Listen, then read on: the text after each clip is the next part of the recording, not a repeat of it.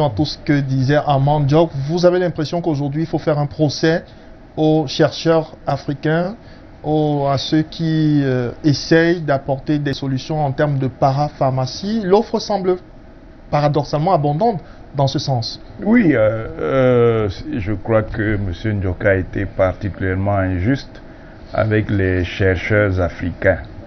Le problème n'est pas que les chercheurs n'existent pas. Le problème n'est pas qu'ils n'aient pas produit de solutions.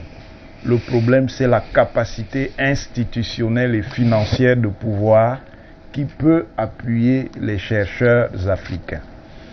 Le débat sur les médicaments ou sur les vaccins en ce qui concerne le Covid-19 est un débat piégé par les intérêts de Big Pharma, c'est-à-dire des grandes multinationales pharmaceutiques qui sont déjà en guerre entre elles en fonction de leur pays d'attache.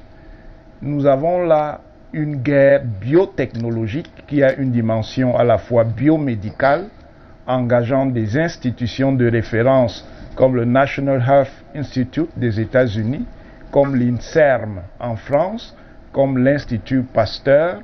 Nous avons de grandes firmes qui sont en concurrence et qui ont été financées par les programmes supportés par la Bill and Melinda Gates Foundation, tels que Moderna aux États-Unis, tels que Inovio en Australie, tels que BioNTech en Allemagne. Il y a donc une véritable guerre. Et dans cette guerre, on tait, en fonction du contrôle qu'on a sur les médias, l'existence de solutions telles que le médicament cubain interféron alpha 2B qui existe depuis 40 ans et qui a été produit dans un pays sous embargo, ce qui est un exploit pour un pays sous embargo de pouvoir atteindre un tel niveau d'innovation biotechnologique. Et c'est ce médicament cubain qui a permis à la Chine de commencer à inverser la courbe, même si tout n'est pas tout à fait terminé. Mais on ne parle pas de ce médicament parce qu'il est produit à Cuba et non dans les grands pays industriels et particulièrement ceux d'Occident. Pourtant, si les Chinois sont parvenus à régler une grande partie du problème, c'est notamment grâce à ce médicament cubain. Maintenant, en Afrique, le Béninois Pierre Agon a proposé une solution qui est en cours d'expérimentation et qui au Burkina Faso semble déjà présenter des aspects intéressants, qu'on appelle la pivirine. Le Congolais Christophe Moulenga a depuis 2012 mis en place une solution qui s'appelle le Matésia et qui a été utilisée abondamment pour essayer de contenir Ebola. Le Gabonais Pierre Ogoui a trouvé également une solution qui s'appelle Faramycine 532. Et ces solutions sont précisément celles qui ont conduit le professeur français Didier Raoult à proposer l'association entre une variante de la chronoquine avec associé à un antibiotique qui s'appelle l'azithromycine, dont l'hydroxychloroquine avec l'azithromycine comme solution. Le problème, c'est que ces solutions-là ne coûtent pas aussi cher que les solutions qui sont préparées par les grandes industries pharmaceutiques. Et voilà pourquoi Didier Raoult, Mathieu Million et d'autres ont été combattus en France, parce que c'est une affaire d'intérêt financier. L'association proposée par Raoult entre l'hydroxychloroquine et l'azithromycine, ça coûte à peu près 12 €. Alors que les médicaments sur lesquels les grands laboratoires travaillent, avec la possibilité même que déjà les vaccins et les médicaments existent, coûtent beaucoup plus cher. Et donc ce sont ces intérêts qui ont pesé. On est donc arrivé à une situation où il y a un conflit entre les impératifs de la santé publique nationale ou mondiale et les intérêts des oligarchies pharmaceutiques et biomédicales mondiales. Et c'est ça qui a créé la situation à laquelle on fait face. Ce n'est pas que les médicaments n'existent pas. C'est que les gens créent délibérément une surenchère et jouent de la spéculation en laissant d'abord les gens mourir, parce qu'après ils vont venir proposer des vaccins et des médicaments à un très haut prix alors qu'il existe des médicaments qui sont beaucoup plus accessibles au niveau financier. Et c'est ça qui est au cœur de cette crise. Par ailleurs, il faut savoir qu'il y a eu un exercice prospectif qui s'appelle Event 201, qui a été organisé en octobre 2019 avec l'Organisation des Nations Unies, avec la Bill and Melinda Gates Foundation, avec le Johns Hopkins University Center for Health Security, au cours desquels on a travaillé sur l'existence d'une pandémie virale qui pouvait créer des millions de morts. Et ils ont estimé les morts à 65 millions. 2 mois plus tard, comme par hasard, il y avait la pandémie. Et je finis donc sur les controverses qui sont idéologiques, mais qui peuvent refléter aussi une partie de la réalité entre la Chine et les États-Unis sur l'origine du virus. Vous savez que pour le président américain Donald Trump, il appelle ce virus le virus chinois. Et il a donc suscité la réplique de la Chine qui, par les porte-parole du ministère des Affaires étrangères, eux ont dit, et ça a été dit officiellement, ce ne sont pas des bruits de couloir, que ce sont les Américains qui ont créé cette crise. Et pour les Chinois, qu'ils soient sur le terrain idéologique ou pas, ils ont dit que la crise est née aux États-Unis et que le virus a été importé en Chine à l'occasion des Jeux militaires de Wuhan. On peut être certainement là, dans des polémiques qui sont idéologiques, mais ce sont aussi des polémiques de pouvoir et des polémiques d'intérêt. Sachez pour finir que les Chinois et les Cubains sont aussi en train de travailler en ce moment sur un médicament et sur un vaccin.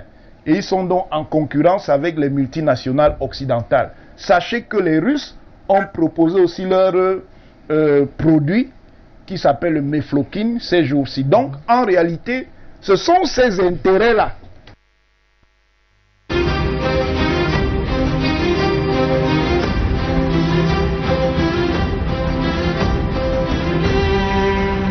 Très avancé. Retour sur ce plateau après une brève interruption. Nous devrons faire un petit procès à Eneo qui visiblement n'apprécie peut-être pas les propos du professeur Mathias Eric Orunanguini. Vous alliez chuter. Oui, je disais simplement que nous devons être conscients de tout cela au moment effectivement de respecter un certain nombre de mesures de santé publique concernant donc la gestion de cette crise du coronavirus.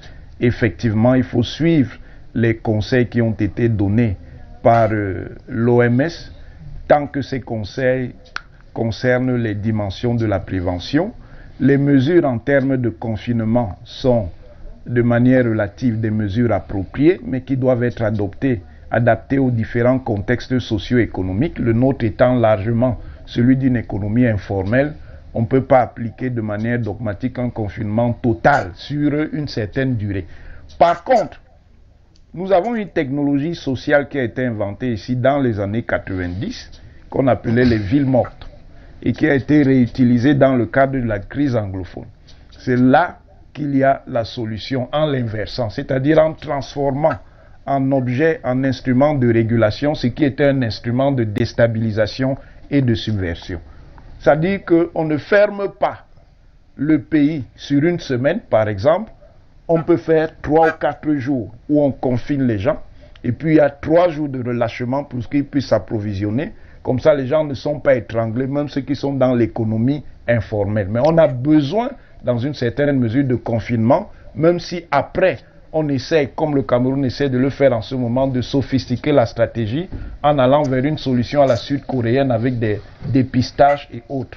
Mais ça demande qu'on ait encore plus de moyens.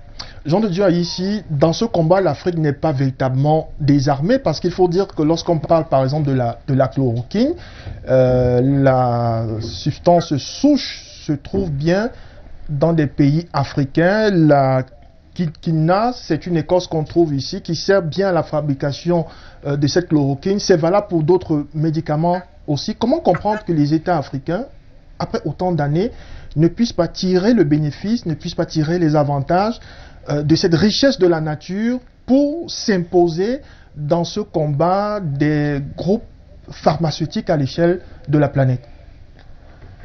D'abord, je suis obligé d'avoir conviction que les gouvernements africains auront la même conviction que nous autres. c'est-à-dire défendre les peuples africains. Ils ont le devoir métaphysique de nous protéger. Ils ont les mêmes informations, ou alors ils sont mieux informés que nous. Et désormais, la problématique du vaccin ou des sérums qui existeraient en temps de crise comme celle-ci serait problématique. Et donc nos gouvernements, par cette conviction, je salue les mesures qui sont initiées, qui sont obligatoires, et je pense que le peuple doit s'en approprier ces mesures, même si on peut se tromper pour le cas échéant. Lavez-vous les mains, ça donne l'obligation de se doter les moyens de propreté, d'hygiène. Confinement, au moins le confinement interne, métaphysique, l'autodiscipline, ça nous oblige tous, et nous sommes convaincus que même si coronavirus est catastrophique, est une arme biologique, il y aura des conséquences positives. D'ailleurs, après toute guerre, il y a toujours des conséquences positives. Lorsque je l'ai dit, j'ai salué l'action, la praxis de nos gouvernements avec l'espoir que ça ira vers le sens de la protection des citoyens que nous sommes. Je crois que chacun fera sa partition. Maintenant, j'étais très affligé lorsque certains Africains continuent à se dénier.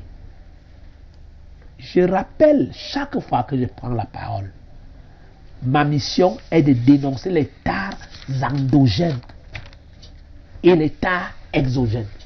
L'Occident n'est pas notre ennemi. L'Orient n'est pas l'ennemi. Il est question de susciter nos forces endogènes et de dénoncer ce qui ne va pas chez nous, tout en tenant compte de ce que l'Occident peut nous apporter, mais l'Occident nous apporte également le malheur. Il n'est pas question qu'on nous fasse croire que nos chercheurs ne servent à rien, que nos pasteurs doivent fermer des églises. La preuve, si vous allez dans le domaine universitaire, allez dans le domaine de la science politique, que je crois connaître. Je crois que malheureusement, je n'ai pas suffisamment de temps. On ne peut pas dire qu'au Cameroun, il n'y a pas de meilleurs chercheurs en sciences politiques qui ne servent à rien. Donc, globalement, si j'avais encore du temps, je dois dire qu'on nous a dit, en 2 semaines, la Chine a construit 12 000 lits d'hôpital. Ça suffit que le Covid ne les surprend pas.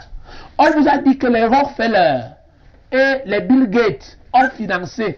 Nous également, si on avait des recherches financées, suffisamment financées, on aurait des résultats. On nous a dit, et ça c'est très important, on nous a dit qu'en France, Didier Raoult s'est imposé en vous présentant la chloroquine. Je suis sûr que si vous donnez également les mêmes médias, les mêmes espaces, il y a des Africains qui ont des solutions physiques, des solutions scientifiques et des solutions métaphysiques. Il est donc question, par une crise comme celle-ci, par cette 3e guerre mondiale fondée sur la guerre biologique, il est question que les Africains soient capables de s'affirmer. Malheureusement, les Guterres, les organisations mondiales de la santé vont annihiler les efforts de la recherche de nos intellectuels, de nos mystiques. J'avais suffisamment à dire, malheureusement, et Néo nous a déçus. Vous pourrez certainement le dire lors d'une prochaine édition. On fera peut-être une édition 2 sur ce débat des guerres biologiques. Rappelons